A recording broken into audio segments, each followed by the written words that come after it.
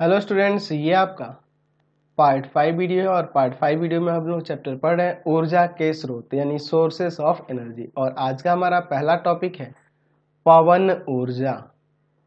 पवन ऊर्जा यानी wind energy.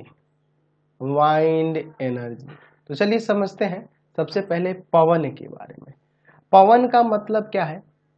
वायु में गति। अगर वायु में गति हो रही है तो हम लोग कहते हैं कि ये पवन है, यानी हवा बहती है तो हम लोग कह सकते हैं कि वह पवन है।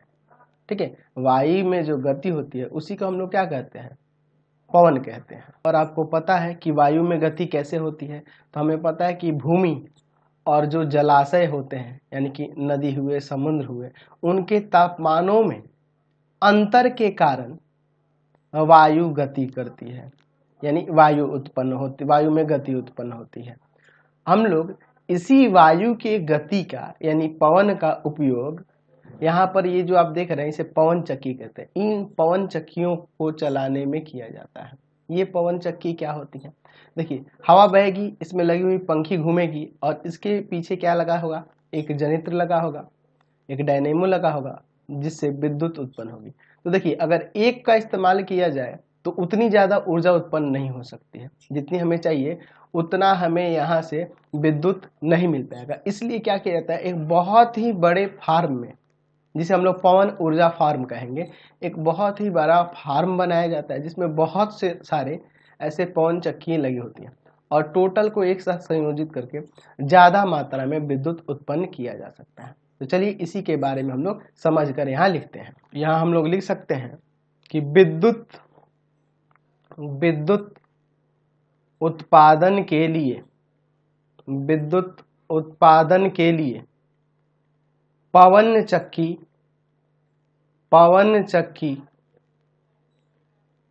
चक्की की घूर्णी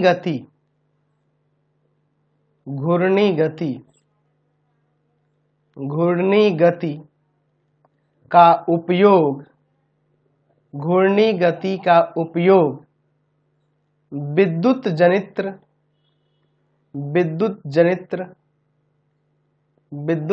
या डायनेमो भी लिख सकते हैं, विद्युत जनित्र के टरबाइन किसे कहेंगे? इसमें जो लगी हुई पंखी है, टरबाइन को घुमाने के लिए होता है। ऐसा जरूरी नहीं है कि सिर्फ विद्युत उत्पादन के लिए हम लोग पवन चक्की का उपयोग करते हैं। पहले पुराने समय में पवन चक्की का उपयोग धरती से जल निकालने के लिए भी किया जाता है, जिसे हम लोग जल उत्थापक पंप कहते थे। ठीक है, लेकिन अब ये बहुत कम है, ना के बराबर है। ठीक है, समझ रहे हैं ना? लेकिन अब बृहद रूप में पवन चक्की का प्रयोग विद्युत उत्पादन के लिए ही किया जाता है। ठीक है, तो चलिए आगे हम लोग इसमें लिखते हैं, टरबाइन को घुमाने के लिए होता है। अच्छा, अगर एक पवन चक्की हो तो उससे मतलब क्या होगा? बहुत ही कम विद्युत उत्पादन होगा, और तो इसलिए अनेक पवन चक्कियों को, है ना, इसमें लिख देते हैं यहाँ पर कि अनेक पवन चक्कियों को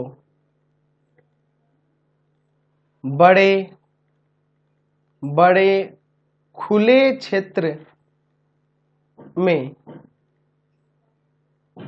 खड़ी की जाती है ना? बड़े ही खुले क्षेत्र में, बहुत ही बड़ा क्षेत्र, जिसे हम लोग इसे क्या कहेंगे? पवन ऊर्जा फार्म कहेंगे।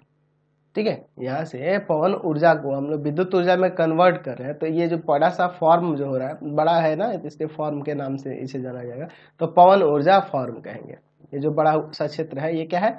पवन ऊर्जा फॉर्म कहलाएगा। ठीक है, तो इसमें लिख सकते हैं आगे कि व्यावसायिक पैमाने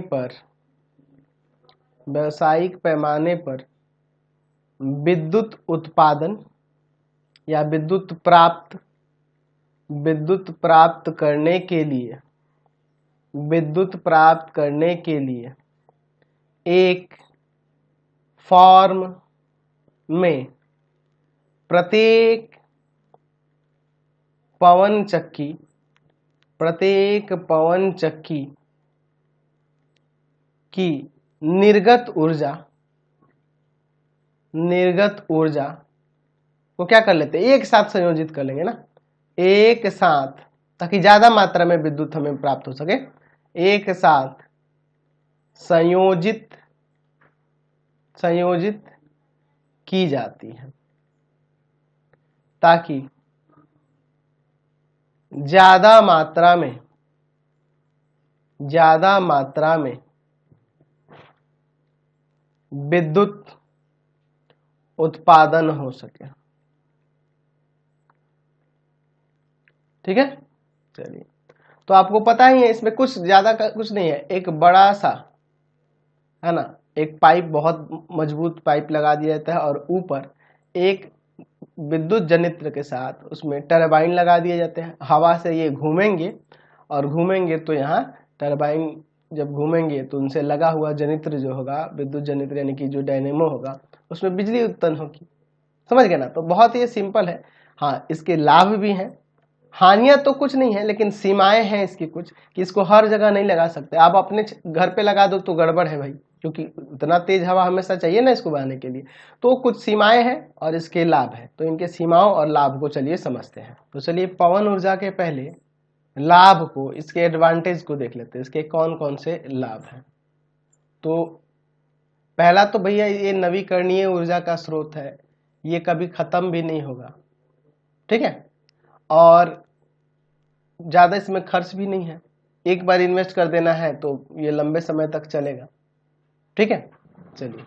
हाँ, रख रखाव की थोड़ी जरूरत पड़ेगी इसे, क्योंकि पंखी वगैरह टूट सकते हैं ज्यादा हवा में, ये सब चीजें ध्यान देना होगा। वैसे इसमें ज्यादा खर्च भी नहीं होगा। तो लिख सकते हैं इसके लाभ में कि पवन ऊर्जा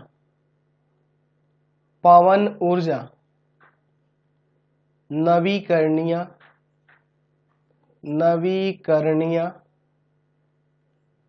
ऊर्जा का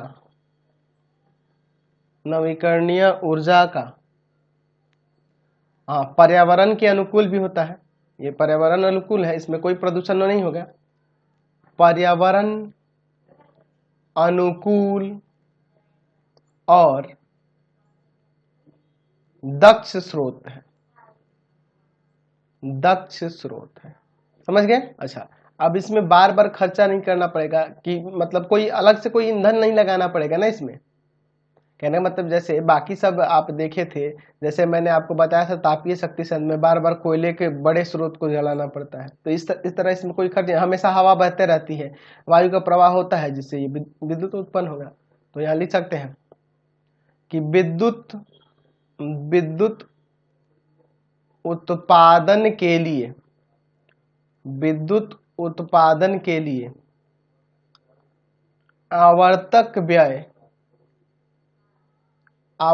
व्यय आवश्यक नहीं होता है। ठीक है, इसमें हमें एक बार इन्वेस्ट करना है, बार बार उतना इन्वेस्ट नहीं करना पड़ेगा। जैसे कोई सामान में, हाँ यही है कि पंखी वगैरह टूटने का डर रहता है ज्यादा तेज आंधी तूफान में, तो वो तो भाई खर्च करना पड़ेगा। उसके अलावा और कोई इसमें ज्यादा खर्च नहीं लगेगा। देखिए, पवन ऊर्जा की कोई हानियां तो नहीं है, लेकिन कुछ इसकी सीमाएं हैं, लिमिटेशन है, कि इसको हर एक जगह पे नहीं लगा सकते हैं, वायु की भी गति की भी आवश्यकता है, मतलब ये सब चीजें हैं। तो इनकी सीमाओं को अब समझ लेते हैं, सीमाएं देख लेते हैं, इनकी लिमिटेशन इनके क्या क्या है ये देख लेते हैं। चलिए, तो हम लोग पहले पॉइंट में ये कह सकते हैं कि यहाँ पर इसे हम लोग उस जगह पे लगाएंगे जहां पर मतलब वर्ष में ज्यादातर हवा बहती रहती हो, पवन चलता रहता हो, है ना, उस जगह पे लगाएंगे ज्यादा दिनों में। हाँ, मान लीजिए साल में 1 महीने नहीं बहता तो चलिए कोई बात नहीं उतना, लेकिन मतलब जितना अधिक वहां पे हवाएं बहती रहेंगी, यानी कि इनको रेगिस्तान वाले क्षेत्रों में आप लगा सकते हैं, वहां हमेशा हवा बहते रहती है। तो लिख सकते हैं कि पवन ऊर्जा फॉर्म उन्हीं स्थानों पर स्थापित किए जा सकते हैं, जहां वर्ष के अधिक भाग तक, वर्ष के अधिक भाग तक पवन चलता है या हवा बहती है, पवन चलता है। ठीक है।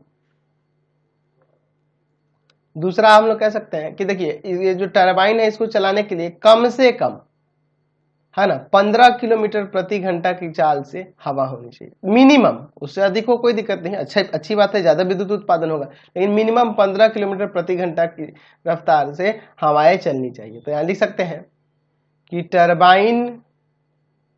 टरबाइन की आवश्यक चाल को बनाए रखने के लिए, ताकि विद्युत का उत्पादन हो सके, बनाए रखने के लिए पवन चाल या पवन की चाल 15 किलोमीटर प्रति घंटा से अधिक होनी चाहिए। ये मिनिमम स्टेज है, अधिक होनी चाहिए। ठीक है। और क्या कह सकते हैं, अब देखिए, अब जब हवा बंद हो जाएगी उस समय तो विद्युत उत्पादन नहीं होगा। अब जिन क्षेत्रों में यहां से विद्युत की सप्लाई होती होगी वहां बिजली नहीं मिल पाएगी।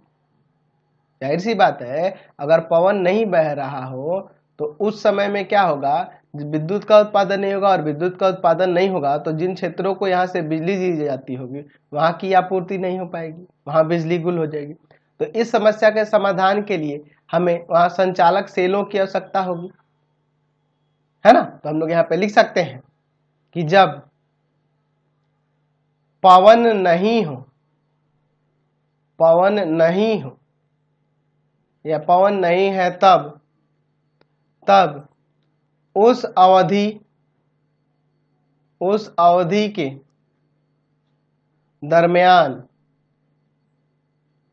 दरमियान ऊर्जा आवश्यकता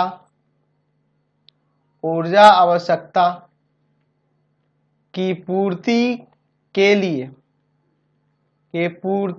लिए संचालक सेलों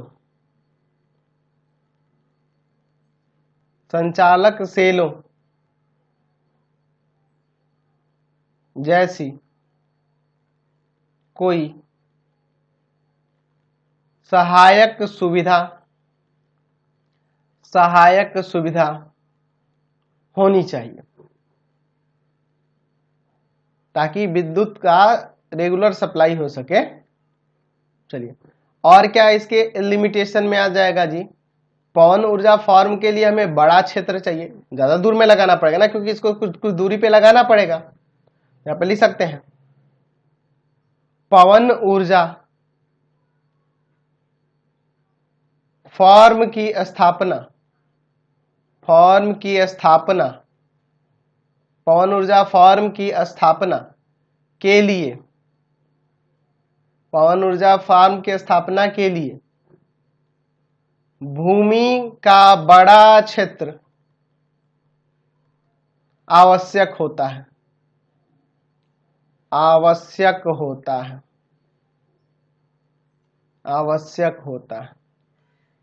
अगर मान लो आपको 1 मेगावाट बिजली बनानी है ना, तो कम से कम 2 हेक्टेयर यानी कि 20,000 मीटर स्क्वायर जमीन की आवश्यकता होगी, तब 1 मेगावाट बिजली वहां पे उत्पन्न हो सकती है।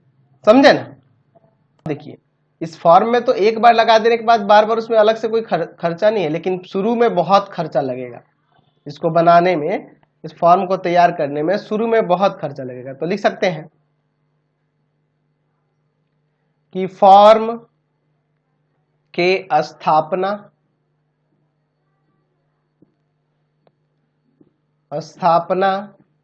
में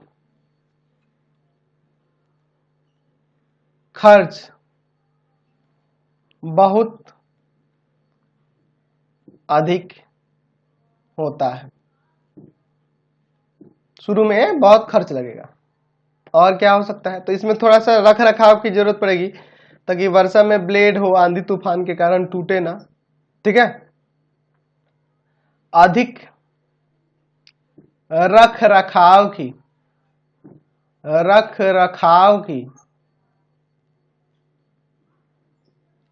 आवश्यकता होती है, अधिक रख रखाव की आवश्यकता होती है। समझ गए? तो ये सब इसके लिमिटेशन है। हानियां कोई नहीं है, सब फायदे ही फायदे हैं, हानियां इसके कोई नहीं है। लेकिन हमारे देश भारत में ज्यादातर विद्युत का उत्पादन कोयले से ही होता है, तापीय शक्ति संयंत्र ही यहाँ पे अधिक है। ठीक है, और सबसे बड़ा जो है संयंत्र, अगर पवन ऊर्जा का बात करें तो पवन ऊर्जा के लिए जो पवन ऊर्जा फॉर्म बना हुआ है सबसे बड़ा तमिलनाडु के कन्याकुमारी में है। वह 38 मेगावाट, यानी समझ लो कितना दूरी में होगा, 38 मेगावाट का है। तो वो कितना हो जाएगा जी आपका वह कितना, लगभग 76 हेक्टेयर जमीन में वो लगा हुआ है, बहुत बड़ा है, तमिलनाडु के कन्याकुमारी में। ठीक है, भारत का 5वां स्थान है, पवन ऊर्जा फॉर्म में 5वां स्थान है।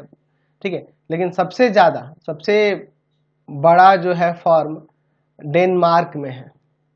ठीक है, डेनमार्क को पवनों का देश ही कहा जाता है, वहाँ हवाएं हमेशा चलते रहती हैं। तो वहाँ 25% से अधिक विद्युत उत्पादन पवन ऊर्जा फॉर्म के द्वारा ही होता है। और भी बाकी फॉर्म है, लेकिन सबसे ज्यादा 25%, बाकी सभी देशों से ज्यादा इसमें पवन ऊर्जा का फॉर्म यहाँ पे है, क्योंकि यहाँ पे हवाएं हमेशा बहती रहती है। अब आपके देश में हर एक जगह ये लगाना पॉसिबल नहीं है, रेगिस्तान वगैरह में लगाओगे, खाली जगह पे जहाँ पे हमेशा हवाएं बहती रहती हैं, उन्हीं जगहों पे इसे लगाया जा सकता है।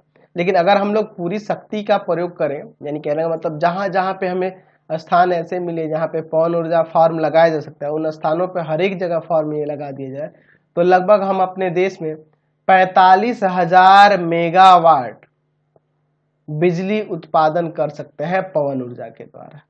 ठीक है, अगर पूरी शक्ति का यूज किया जाए, जहां जहां पे ये फॉर्म बनाए जा सकते हैं उन सभी स्थानों पे ये फॉर्म बना दिया जाए, तब हम लोग 45,000 मेगावाट बिजली उत्पादन कर सकते हैं अपने देश में। तो इस वीडियो में यही रहने देते हैं, नेक्स्ट वीडियो में हम लोग अगले अपने टॉपिक पे चलेंगे। आपको हमारे 3 चैनलों को सब्सक्राइब करना होगा। पहला है path finder classes Chhapra, path finder classes Chhapra. दूसरा है आपका भारती भवन रविकांत सर, भारती भवन रविकांत सर, रविकांत सर। और तीसरा चैनल है रविकांत सर के नाम से। तीनों को सब्सक्राइब कर लेंगे और इससे रिलेटेड वीडियो के लिए सीधे डिस्क्रिप्शन में जाएंगे और इससे रिलेटेड नोट्स के लिए गूगल पे सर्च करेंगे www.ravikantsir.in और यहाँ पर जाकर आप सभी क्लासेस के नोट्स और उनके पीडीएफ को डाउनलोड कर सकते हैं और पढ़ भी सकते हैं। इंस्टाग्राम और फेसबुक पे पाथ फाइंडर क्लासेस छपरा को लाइक एंड फॉलो करना नहीं भूलेंगे।